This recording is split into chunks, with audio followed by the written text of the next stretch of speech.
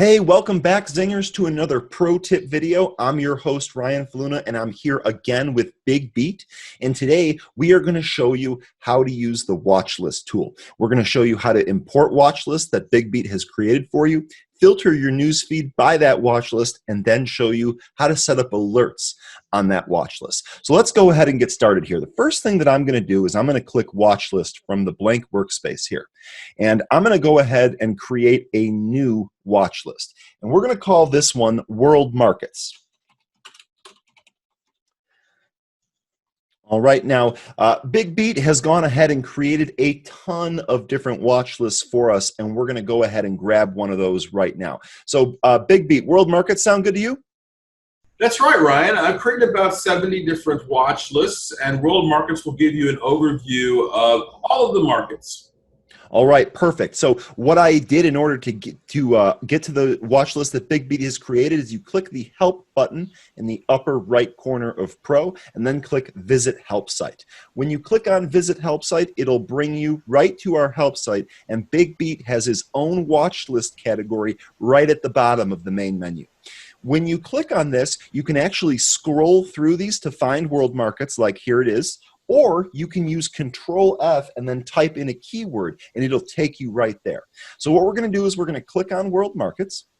Then we're going to go ahead and click on the image, and what this is going to do is this is actually going to download the watch list right to our computer. And what this does is the watch list is in a CSV file. So as soon as we download this, we're going to go ahead and open it. It's downloaded right here. Let's go ahead and open this up. All right, now the next step is very simple. We're just going to drag and select all of the different tickers that are in column A there. And I'm going to press Control-C on my keyboard for copy. And then I'm going to go back to Pro, and in the new watch list that we already created, I'm just going to put the cursor in the search bar and hit Control-V. What that's going to do is that's going to load in all of those tickers. Remember, when you're loading in more than one ticker at a time, give it a couple of seconds to populate that watch list. And then what we're going to do is we're going to sort this watch list by percent change. So, Stephen, here we go. I got your World Markets watch list loaded up here. What are we going to do next? You know, one of the things, Ryan, that I like about watch lists is that you can sort, too. So just show them how to sort the different columns. Excellent point. So what I did here is I sorted by percent change, but as Stephen mentioned, you can sort by any column that you want. If I click on price, it will sort by price. You can get the lowest first or even the highest first. And the same is true for name and symbol. It will sort those in alphabetical order. Obviously, anything with a number will be in ascending or descending order, and anything with a letter will be alphabetical. So I'm going to go ahead and leave this here on sorted by percent change. Now, one of the things, Ryan, about the watch list is that we can incorporate that into almost every module within Benzinga Pro. Let's try a newsfeed. Great call, Stephen. Absolutely. So what I'm going to do is I'm going to go ahead and click on Newsfeed. I'm going to select in Workspace so that can load up a newsfeed right next to the watch list I just created. And as Stephen mentioned, any tool in Benzinga Pro can be filtered by this watch list. So what we're going to do is we're going to click on watch list right here at the top of the news feed. And this is going to ask us to select a watch list. So I'm going to go ahead and select World Markets, which is the one I just created, and then click Done. And what the result of this is news that only applies to the tickers in the watch list that you have selected. You can select more than one watch list as well. So in this case, we only have the world markets selected, and as you can see, we're only getting news posts that apply to the different world market tickers. So now that we've got this set up, what's next, Stephen?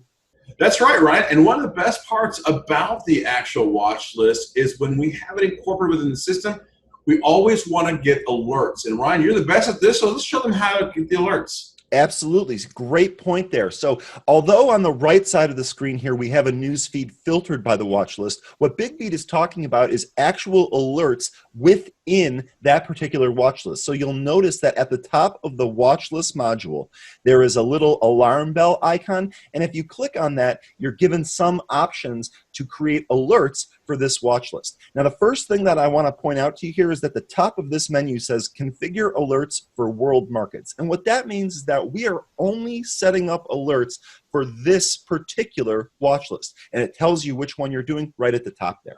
So your first alert here is a sound alert. You can select from one of the alerts in the drop-down, or excuse me, one of the sounds in the drop-down. And what this does is anytime there's a new news post about one of these tickers, you're going to get a sound alert for that, just to let you know.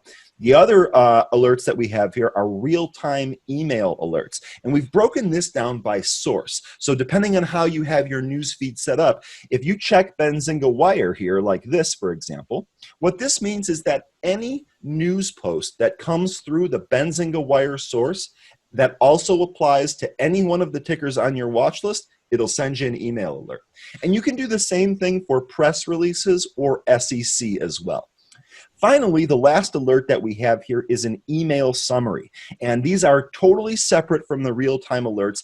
This will send either at the beginning of the day and at the end of the day, and this will kind of give you a summary of the different tickers and the corresponding news for those tickers. So several different options here, several different ways to keep your eyes on the market. If you're not confident creating your own watch list, BigBeat has already done the work for you. So all good stuff here. BigBeat, did I leave anything out, or did we cover all those bases? Right. You can also add to any watch lists. You know, show them how to do that. Absolutely. So great call. I can't believe I almost forgot that. If in fact I wanted to add a stock to one of BigBeat's created watch lists, all I have to do is type it in here in the search bar.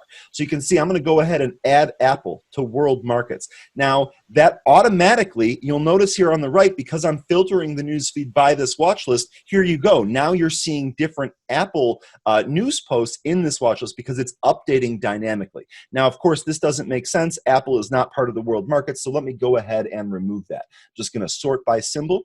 To remove a symbol from the watch list, simply right-click on the ticker and then select Remove from this watch list. Now Apple's not a part of it, and subsequently, you're not going to see it on the right-hand side on the filtered news feed as well.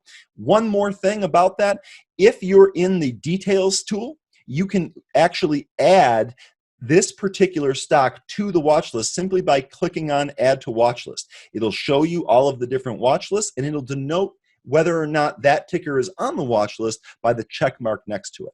So I think that covers everything. Watch lists are an important part of trading. It's an easy way to keep your eye on things that are happening in the market, and then also select different types of stocks or different sectors of stocks. So until next time, Zingers, happy trading.